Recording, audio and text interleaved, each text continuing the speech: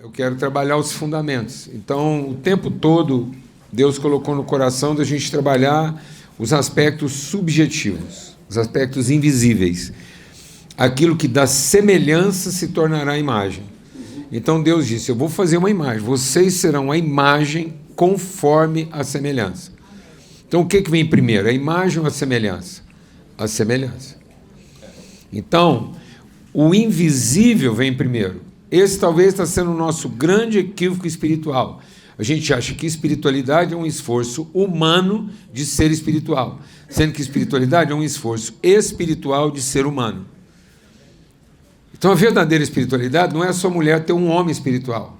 A verdadeira espiritualidade é a sua mulher ter um homem humano. O humano que Deus fez você para ser. E aí nós estamos enchendo a nossa casa de religiosidade sem seres humanos espirituais. Então, o esforço do homem em ser espiritual não é espiritualidade, porque é o esforço de um ente humano. Aí é uma subexistência querendo durar muito. Querer durar muito, o macaco quer. Lutar pela subsistência, a ameba luta. É instintivo, é intuitivo querer sobreviver.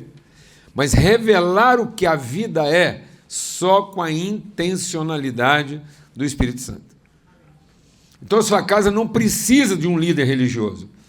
Ela precisa de alguém que, pelo poder do Espírito Santo, encarnou tudo o que um ser humano pode ser.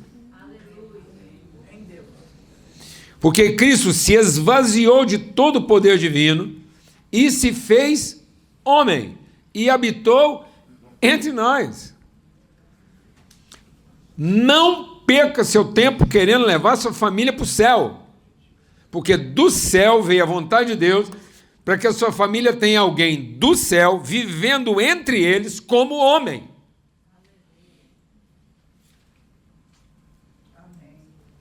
Sua família não precisa de desejar ir para o céu.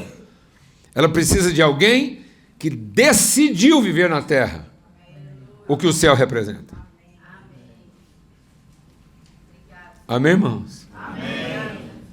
Nossa casa precisa de uma encarnação do que é espiritual. Por isso eu quero voltar rapidamente em tudo que a gente compartilhou, bem rapidamente, para chegar na conclusão aqui.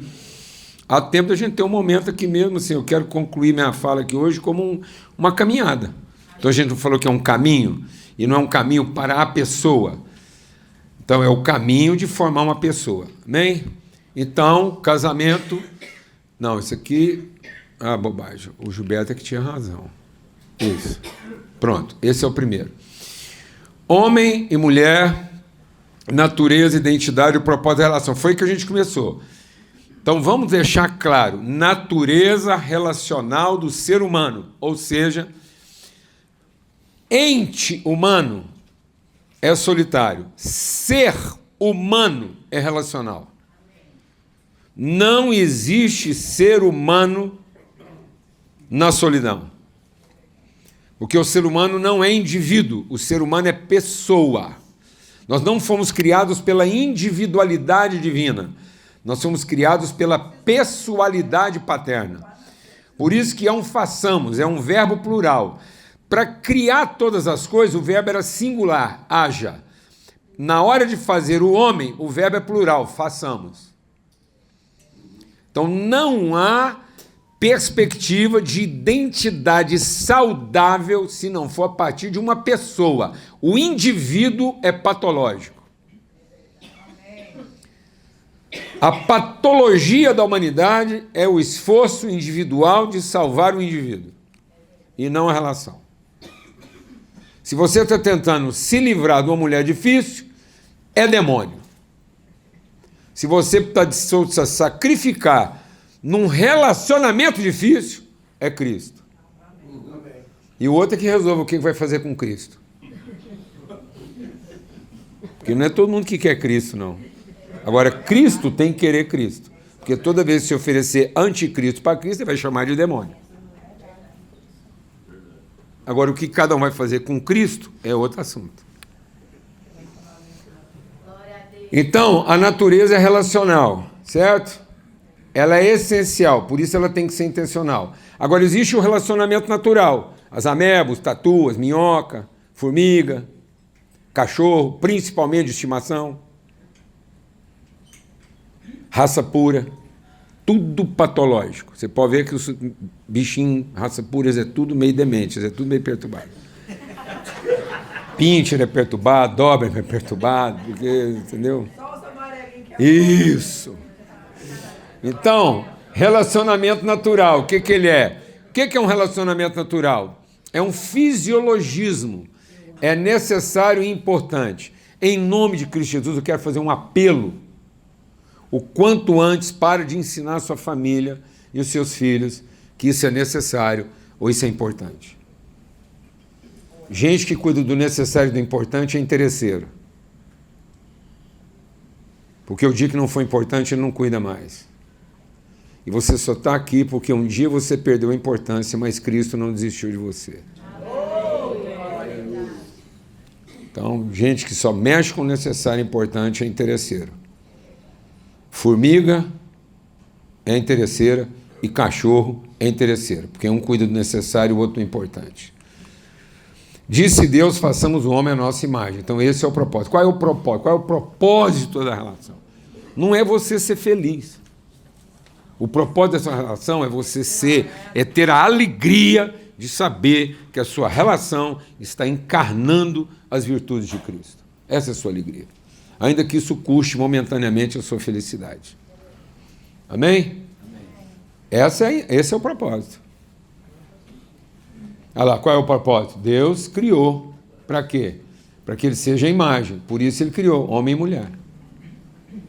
Então não é o meu propósito, é o propósito de Deus em ter nos criado. Eu quero saber qual foi o propósito de Deus de ter colocado eu e a Lana juntos. Eu não tenho nem que entender porque nós estamos juntos. E quanto menos eu entender, melhor, porque deve ser um trem muito grande, porque não dá nem para entender. Onde é que Deus estava com a cabeça para montar um negócio desse? Por isso que eu honro o viúvo da Lana. É porque viúvo é quem morre. Então eu honro o viúvo da Lana. A primeira coisa que eu perguntei para a Lana quando a gente decidiu casar, eu falei assim, você amou seu marido? Ela falou, muito. Eu falei, graças a Deus. Porque se você já sabe amar um homem, a chance que eu tenho de conhecer um amor ainda maior é melhor ainda. Gratidão, amados. Ninguém entra no lugar de ninguém, não. Amém? Amém. Glória a Deus. Pronto. Então, homem e mulher, de novo, concluindo seu propósito. A natureza espiritual da relação é para que todos nós vivamos um portanto. A mesa da sua casa é um portanto. A fome da sua casa é entregar o tanto cada um carrega e não se alimentar do isso que cada um precisa. Sua casa, sua família, seus filhos são tudo representante de quê? Do tanto Deus já derramou sobre a sua vida. Nenhum filho seu, ninguém na sua casa vai ser formado para correr atrás igual um faminto, um mendigo, um cachorro abandonado atrás de comida. Não, ele é um filho de Deus. Ele não tem mentalidade escrava que trabalha por salário. Não arruma emprego para o seu filho ganhar salário. Salário é coisa de escravo. Filho é trabalho, independente do salário. Quem arruma emprego é o capeta. Quem arruma trabalho é o Espírito Santo. Amém, amado? Porque nós somos filhos de um trabalhador e não de um prestador de serviço. Glória a Deus. Amém. Porque salário... O que define salário não é o quantitativo, é a finalidade. Se o que você ganha para manter o estilo de vida que você escolheu é salário, você é escravo. O que você ganha tem que representar os valores que você tem para investir naquilo que você crê para benefício da transformação dos outros. E não para sustentar seu estilo de vida. Amém? Então, a relação natural do homem e da mulher é um por isso. Por isso é baseado em quê? Carência, cobiça e soberba. Necessidade, interesse e direito. Agora a gente passou para a parte seguinte, que foi unidade espiritual, caminhando junto. Então, agora, uma vez entendido o nosso tanto, a gente vai entender o nosso portanto, e vamos entender também o nosso quê? Ainda que, todavia. Então, agora nós começamos o caminho. Então, portanto, reunindo toda a diligência, nós vamos percorrer esse caminho. Ó. toda diligência, um caminho diligente, incansável, sem volta. Nós vamos associar o quê? Virtude à fé, conhecimento à virtude, domínio próprio ao conhecimento, perseverança ao domínio próprio, piedade à perseverança, fraternidade à piedade e, por fim de tudo, o amor. Se a minha fé não evoluir para o amor, ela não é fé, é crença. Você pode ser um ótimo crente e odiar as pessoas, inclusive porque elas contrariam suas crenças. Quanto mais crente a pessoa for, maior a chance dela odiar quem não acredita do jeito que ela acredita. Não confunda crer com acreditar. Acreditar é aquilo a que eu dou crédito. Então, tudo que eu dou crédito é devedor do crédito que eu dei. Então, a crença torna todas as pessoas em quem você acredita devedores de pagar alguma coisa. Então, seja alguém que crê no que Deus empenhou com você, mas não seja alguém que acredita no que Ele pode fazer em seu favor. Amém? Então, por isso nós somos inspirados na fidelidade, amor do Pai, guardados na misericórdia, graça do Filho e sustentados na bondade, comunhão do Espírito Santo. Por isso eu nunca vou conhecer a bondade de Deus se não for na comunhão. Por isso que para falar de comunhão, Deus falou de bondade. Não é bom que o homem seja só. Você pode experimentar tudo na sua vida, menos a bondade de Deus, se você não viver em comunhão. Você experimenta o poder, você experimenta até a misericórdia, você pode experimentar a graça. Você vai experimentar a graça. Mas sem a comunhão, você não vai saber a bondade. Você não vai saber por que Deus é bom. Você vai desfrutar a misericórdia dele, mas não vai conhecer. Aliás, o assunto hoje é sobre isso. Nessa comunhão, ainda que, grava isso aí, a figueira não floresça, todos os apontamentos, todavia. Então, por isso que é um caminho ainda que está difícil, qualquer que seja a via, eu vou alcançar o meu destino. Então, o que Deus define é o destino, é o propósito e não a trajetória. A trajetória, meu irmão, dependendo de cada escolha errada que a gente fez, cada decisão errada que a gente toma, a trajetória pode mudar, mas isso não quer dizer que você está comprometido no seu destino. Quer dizer só que talvez vai ser um pouco mais fácil ou um pouco mais difícil. Vai levar um pouco mais de tempo ou vai ser mais rápido. Amém? Amém. Então não preocupa em avaliar a sua vida pela trajetória. Ocupe-se em avaliar a sua vida se você está firme no seu propósito. Aí a trajetória, uma hora é mais calma, outra hora está cachoeira, outra hora você acha que é rio. Outra hora que ele vira só fumaça, vapor, depois é cachoeira, depois é um rio, calma, daí você acha que até parou, mas ele está rodando, amém? Amém? Glória a Deus. É a água nos seus vários estados. Pronto. Nesse mesmo sentido, ainda que todas as expectativas sejam frustradas, é todas, as que você tem com você, com os outros, mas principalmente todas as expectativas que você tem com Deus. Se você não se libertar das suas expectativas de Deus, você não vai conhecer a sua paternidade. Por isso que Jesus, momentos antes de morrer, ele diz o quê? Deus, por que me desamparaste? Pai, nas tuas mãos entrego o meu espírito. Você nunca vai conhecer a paternidade de Deus se você continuar dependente de ser satisfeito pela divindade dele. Não queira colocar o que o poder de Deus pode fazer a seu favor do que a vontade do Pai quer se revelar a você. Muitas vezes, para poder revelar a vontade do Pai, ele vai ter que tirar o poder de Deus. Amém, mano? Por isso que Jesus, se esvaziando do seu poder, revelou toda a sua glória e autoridade. Por isso que é todavia, corremos com perseverança a carreira estabelecida para nós. Então, em nome de Cristo Jesus, aqui só tem gente empreendedora. Aqui eu te falar uma coisa. Para de viver o caminho que você planejou. E se organize para viver o caminho que Deus planejou. Eu sou um homem organizado e pareço para os meus amigos a pessoa mais organizada. Se você quiser saber se eu sou organizado, eu vou te explicar o seguinte: você vai lá em casa e pega minhas caixas de ferramenta, minha sapateira. Você quer saber se eu sou organizado? Fica do meu lado na hora que eu estiver fazendo uma mala. Você entendeu ou não? Eu sou organizado para coisas. Para relacionamento, zero organização. Para relacionamento eu quero estar pronto. Aí eu tenho um punhado de gente querendo me enfiar na cabeça que eu tenho que ser organizado para relacionamento e pronto para as coisas.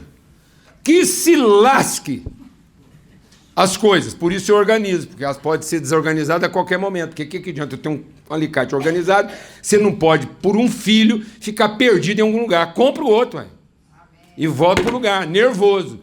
Porque eu não vou deixar, a Bíblia diz, ira, mas não peca. Então, quando eu pego um alicate que sumiu, vou lá, compro outro, nervoso, eu enfio ele dentro da caixa, nervoso, como se ele nunca tivesse saído daqui, mas não fique irado com meu filho. Eu fico só nervoso com o alicate, porque o alicate aguenta eu ficar nervoso sem pecar. Glória a Deus, amado. É desse tipo. Ou não é desse tipo, hein? Tem hora que o filho volta para pegar o alicate. Pai, o senhor falou que tinha sumido, eu te falei que não estava. E ela sabe, de vez em quando eu faço de tudo para comprar igualzinho, para ninguém ficar com a culpa de ter perdido um que eu gostava. Simples assim, eu quero estar organizado para a coisa e preparado para a relação. E para estar preparado para a relação, você não pode estar organizado para as relações. Porque relação é uma coisa que você não organiza, você vive. Não organize as suas relações, porque você nunca vai estar preparado para elas. Agora, organize as suas coisas, que podem ser desorganizadas a qualquer momento, para você estar preparado para as pessoas. Você monta a melhor cama do mundo. Sabe o que eu gosto? É de ver ela desarrumada. Porque eu sei que ela foi usada. O que adianta ter a melhor cama do mundo e toda semana eu chego lá e ela está organizada? Amém, irmãos? Amém. Aleluia. Então, Cristo é o autor e consumador da nossa fé, todavia. Por isso, agora a gente vai falar concluindo. Então, está dando para cumprir o prazo aí. Concluindo, então, nossa última reflexão aqui é casamento e missão. Filhos, legado e impacto no mundo. Lembra que era importante a gente voltar no princípio, porque a missão aqui não é a minha missão de vida. É a missão que Deus estabeleceu para a minha relação. Eu quero saber o que Deus tinha na cabeça quando Ele juntou eu e a Lana. Então essa é a missão. E isso vai implicar nos nossos filhos, no nosso legado e no nosso impacto no mundo. O Espírito do Senhor está sobre mim, pelo que Ele me ungiu. Ele me ungiu para quê? Para a missão. Então se Deus disse, façamos de modo que você possa ser a imagem visível das virtudes dele, então eu já estou equipado. Você acha que veio faltando alguma coisa? Que Deus ia cometer essa bobagem de me colocar para ser a revelação das virtudes dele e vir faltando alguma coisa? Não, eu quero é conhecer aquilo que eu não sei a respeito de mim mesmo. Por isso que a palavra de Deus diz, a fé é a certeza das coisas que ainda não se veem. Então a fé é para que eu descubra a meu respeito, coisa que eu não sabia. A fé é para que eu descubra a respeito dos meus filhos aquilo que eles não sabiam. A fé é para que eu possa ajudar a Lana a descobrir a respeito dela aquilo que ela não sabia. Agora, eu ficar aqui falando as conclusões que eu tenho a respeito dela, isso é o capeta. Só o capeta está interessado em que você diga para as pessoas aquilo que você concluiu a respeito dela. Isso não é fé, isso é crença, é expectativa frustrada. Seus filhos não precisam do seu raio-x, nem do seu diagnóstico. Eles precisam da sua esperança, sua fé, para que eles possam ver a respeito deles mesmos aquilo que eles ainda não viram e não conseguiriam ver se não fosse seu testemunho. Amém? Amém. Glória a Deus. Então, e ele me ungiu para proclamar boas novas aos pobres, enviou para declarar liberdade aos cativos, restaurar a vista aos cegos, conduzir a liberdade aos oprimidos e anunciar o ano aceitável do Senhor. Está vendo que isso é um caminho? Isso aqui são as 5 etapas de um caminho. Então eu vou viver esse caminho em todas as áreas da minha vida. Então o meu relacionamento tem que chegar lá, eu proclamei uma boa nova para a Lana. Cheguei lá, a mulher viúva, enterrou o filho. Eu tive que namorar quase 40 moças para ficar preparado, para dar conta de ser para a Lana o marido que ela precisava que eu fosse, para não carregar carga, problema, nada. Cheguei arrumado, limpo. Foi ou não foi? E virgem. Zero canseira, nunca tinha deitado com outra mulher. E não estou conto isso com vantagem, não, é porque ela precisava dessa honra, dessa dignidade. Aí eu vou propor para uma mulher viúva, sofrida, que acabou de enterrar um filho, namoro. Se eu estivesse louco da cabeça, ela ter que conviver com a minha instabilidade. O povo fala, mas como é que você pediu ela para casar? Foi por quê? Porque eu não podia submeter uma mulher que já estava vivendo um trauma daquele à possibilidade de que ela poderia ser rejeitada só porque eu era mal resolvido. Isso. Dá certo ou não, né? Que conversa. Ela que ainda vai ter que dar certo para ver se eu resolvo. Cheguei lá, falei, dei um beijo. Bom, mas também tinha que ser, não é um. Eu dei o. Que isso, hein, Juliana? Fala que eu estava indo para missões. Não, eu acho que ela nunca... Ela queria ir para os índios, para missão. Hoje ela vai, os filhos vão, o Paulo Neto está na África, tudo certinho. Mas os índios não iam aguentar ela lá, não. Eles iam mandar ela embora 6 meses. Com certeza. Ela sabe disso. A hora que acabou o beijo, ela me olhou e falou assim, você quer casar comigo? Nossa, gente do céu. Pronto. Quero. Subimos para dar notícia para a mãe dela. Amém, irmãos? Proclamar liberdade, proclamar boas novas aos pobres. Você é a boa notícia. Não espere alguém trazer boa notícia para você. Você encontrou um problema, você é a boa notícia dele. Quem falou que é o seu problema a ser resolvido? Se o problema chegou até você, é porque você é a solução dele. Amém. Você é a proclamação. É você que tem que chegar e falar assim, é chegada a voz do reino de Deus. Tudo. Romanos 8 diz que toda a natureza está gemendo. Tudo está gemendo. À espera de que um filho de Deus se revele. Nós estamos tendo que recontar a história para os nossos filhos. Nunca foi Daniel na cova dos leões. Quem falou um negócio desse? Daniel na cova dos leões. Como é que um filho de Deus está na cova do leão? Agora chegou o filho de Deus, agora é o leão na cova do Daniel.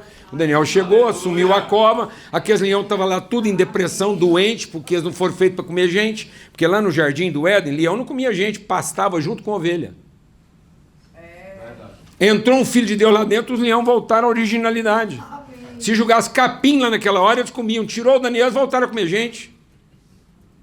Quem estava orando? O Daniel, para não ser comido pelo leão? Que nada, os leões que estavam clamando. Está escrito em Romanos 8, toda a criação gemendo, à espera que um filho de Deus venha colocar a coisa no seu devido propósito. E agora os filhos de Deus reclamando que tem uma mulher difícil, que tem um casamento complicado, que tem um filho que não dá certo. Que bobagem. Amém. Nós somos a boa notícia. Amém. Glória a Deus. Nós somos a luz no meio das trevas, nós somos o sal dessa terra, a luz desse mundo. Para que as pessoas vejam nosso compromisso, nosso empenho e tenham esperança. Amém. Glória a Deus, amado. Amém. Você entrou na cova do leão, pronto. Eu sei que a resposta dele, você vai ficar lá orando para Deus responder a sua oração, porque você está morrendo de medo do leão.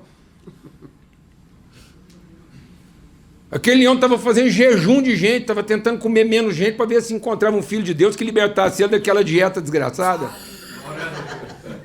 Chegou o Daniel, resolveu. Glória a Deus, não. Amém. Aleluia. Amém. Então vamos lá. Enviou para proclamar boas novas aos pobres. Ele já nos deu vida. Deus não vai... Em nome de Jesus, fecha o olho. Faz assim com a mãozinha, assim, ó. É aquela que tem de benzer mesmo. Ele já nos deu vida. Banho de descarrego, se for o caso, você vai para o chuveiro, toma um banho lá, faz assim. Oh, Deus, eu quero tomar um banho hoje. Descarrego, mesmo uma cachoeira, lavando, porque a Bíblia diz que é isso, a palavra é água que lava a mente. Ele já nos deu vida, ele não vai te dar vida, não peça o que Deus já te deu, assume o que ele já te deu. Amém? É dom de Deus, é pela fé, pela graça. Ele nos fez assentar, para que ninguém se glorie, para que ninguém ache que foi seu mérito, que foi sua reza, foi o culto que você escolheu, o hino que você cantou, o estudo bíblico que você fez, que bobagem é essa? Estamos ensinando nossos filhos a achar que o que vai salvar eles é um culto bem feito, uma pregação bem feita, uma igreja que funciona. Estamos ensinando nossos filhos a, de novo, depender de gente.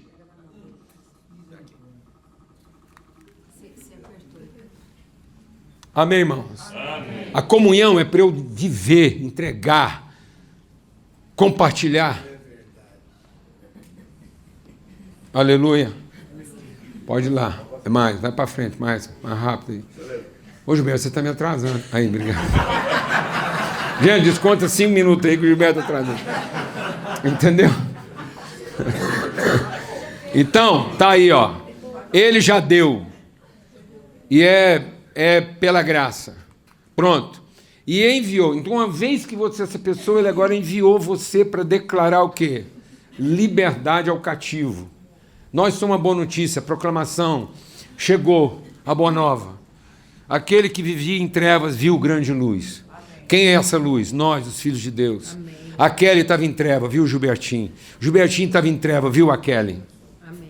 E os olhos iluminaram. A eternidade. Você, cada um de nós é a eternidade iluminando as trevas do tempo. Amém? Então, todavia, o meu justo viverá da fé. Portanto, irmãos, tendo intrepidez para entrar no santo lugar, essa é a convicção. Pois quem fez a promessa é fiel. Então, nós não estamos dependendo do desempenho, da capacidade de uma mulher que funciona, um marido que dá certo, um filho que me entende, nada. Nós estamos olhando firmemente para o autor e consumador da nossa fé. Para quê? Para podermos... Para quê? Para estimularmos uns aos outros a boa obra. Não... E outra aqui, ó. Isso aqui, presta atenção, homens.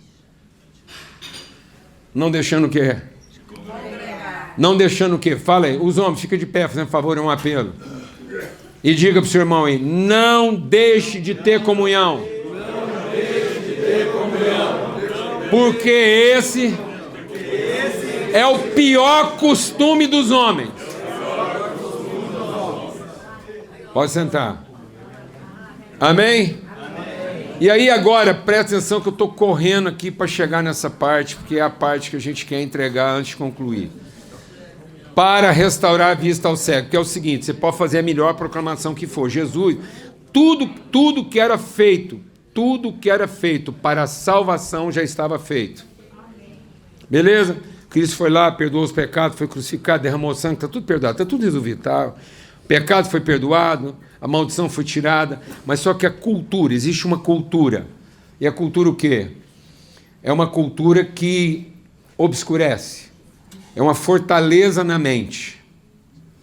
Tá bom?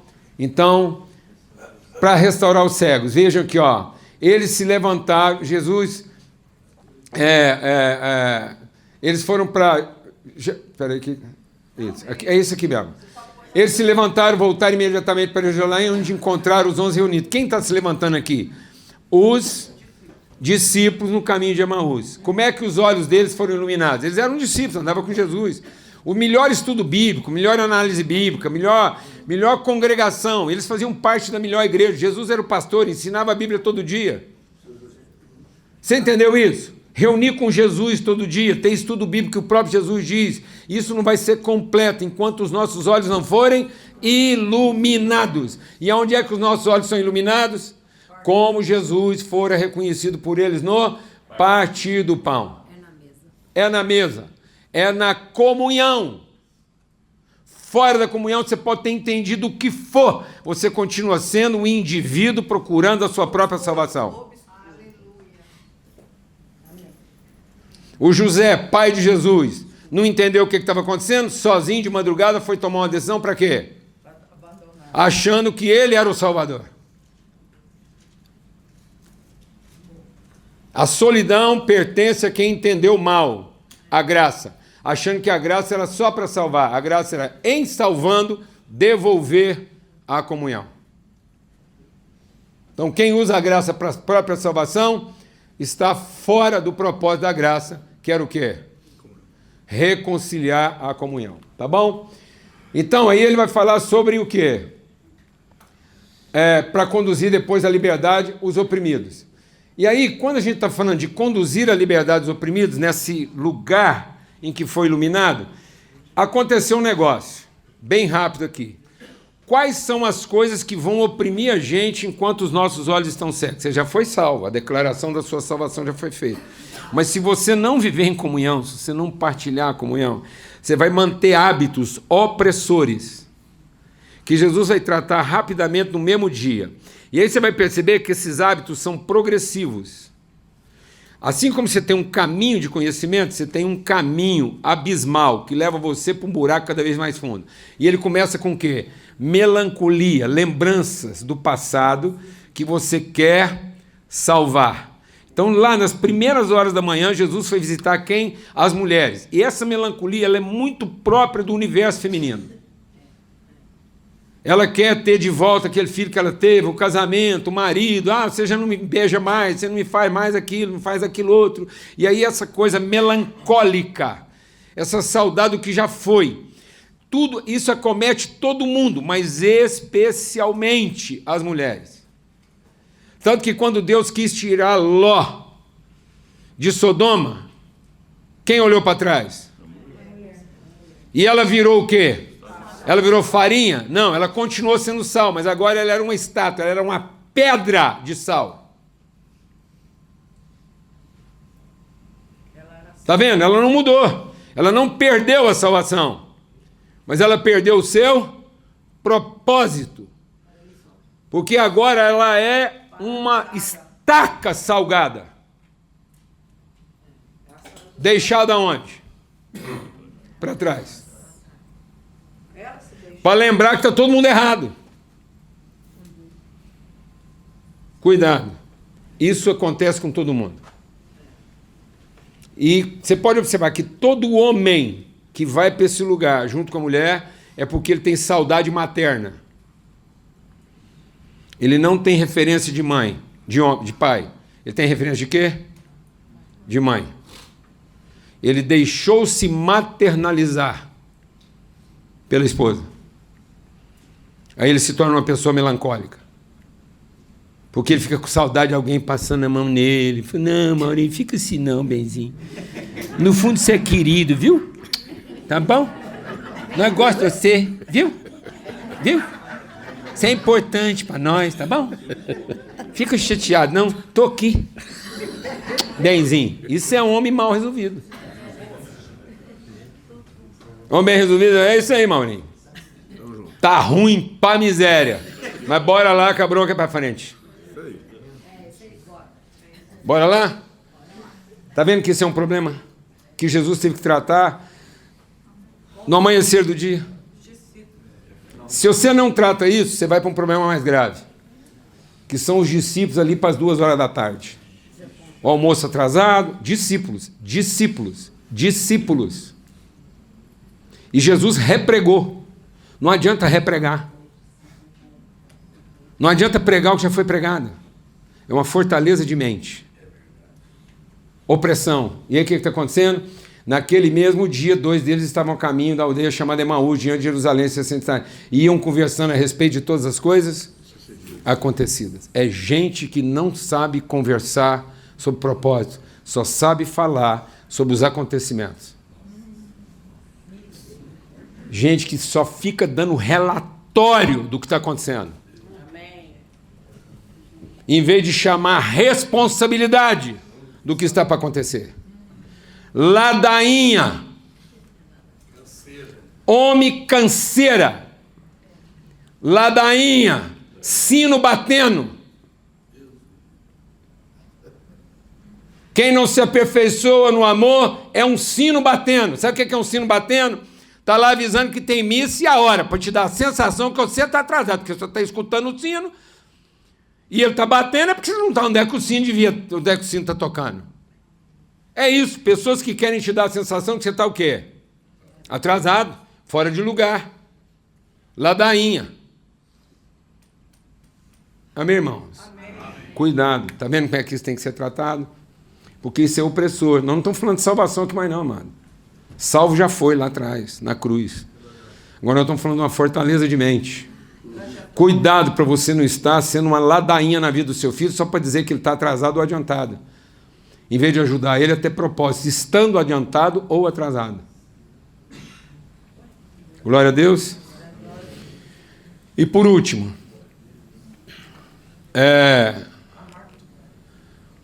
se não tratar a melancolia, não tratar a frustração, sabe o que vai virar? Covardia, medo e culpa. No final do dia lá, já é escuro, no mesmo dia, tudo isso no mesmo dia. Jesus vai encontrar o quê? Você está vendo? Começa com as mulheres, depois vai para os responsáveis, os interesseiros, e depois por último vai para quem? Vai atingir o grau maior da liderança. Começa com quem tinha que estar sendo cuidado, depois vai para quem podia estar aprendendo, e termina com quem, meu irmão? Com quem tinha que estar assumindo o quê? E sabe o que eles estão fazendo? Estão escondendo, muro fechado, se protegendo, carregado de culpa. Naquele mesmo dia, o primeiro da semana, ao cair da tarde, estavam trancadas as portas da casa onde estavam os discípulos com medo dos judeus. É isso que está acontecendo? Estamos ensinando as pessoas liturgias cada vez mais fechadas e não cada vez mais responsáveis. Pessoas cada vez mais dependentes de serem atendidas e não prontas para socorrer quem quer que seja em qualquer condição, todavia. Amém? Então, e aí, para quê? Para anunciar o ano aceitável do Senhor, para proclamar que esse evangelho que a gente anunciou, ele já está aqui para abençoar qualquer tipo de família na terra. Portanto, é um caminho, está vendo? Um caminho. Portanto, ainda que, todavia. Veio Jesus, se colocou no meio deles e falou assim: meus irmãos, vem cá, Benzinho, a gente quer declarar para vocês que nesses anos todos, às vezes foi fácil, às vezes difícil, poucas vezes foi muitas vezes foi lá, mas sempre que alguém pergunta: e aí, Paulo, como é que está? Tudo bem? Eu digo: não, tudo em paz. Os amigos ligam: e aí, como é que está? Eu falo: estacas bem firmadas, cordas bem esticadas. E Deus vai mandar. Pressão e tensão o tempo todo. Haja o que houver, ninguém vai roubar a sua paz. Essa é a promessa de Deus. E ele veio e anunciou a paz àqueles a quem ele quer bem. Por isso, paz seja convosco. E aí tem que repetir. A Alana sabe, lá em casa, às vezes eu vou no supermercado, vou fazer o trabalho do dia. Eu volto, entro na porta da minha casa e declaro: a paz de Cristo seja nesse lugar. Amém. Depois eu entro para resolver o que tem para resolver. Mas não tenta resolver nada se a paz de Cristo não estiver adiante de você. A paz de Cristo seja convosco. Uma vez assim, então ele enviou, como ele também foi enviado. E ele foi enviado por quem? Por Deus. Tira da sua cabeça que foi Deus que te enviou para fazer um serviço. Foi seu Pai, que já te abençoou para você cumprir um propósito. Nós não estamos aqui para prestar um serviço para Deus. Nós estamos aqui com a sublime e solene possibilidade de encarnar as virtudes do nosso Pai. Por isso, recebam. Amém. Nós não fomos enviados por Deus para prestar um serviço. Nós não fomos enviados por Deus para prestar um serviço, para consertar o que está errado. Mas eu sou uma esposa enviada pelo Pai o privilégio solene de encarnar todas as virtudes, desenhada, parte por parte. É o que a gente cada detalhe seu representa o cuidado do Pai, porque você não é um indivíduo, mas você é uma pessoa singular e peculiar na composição da pessoa. Só você carrega algumas virtudes que outra pessoa não vai encarnar no seu lugar. Por isso, soprou sobre eles e disse: recebam o Espírito. Amém?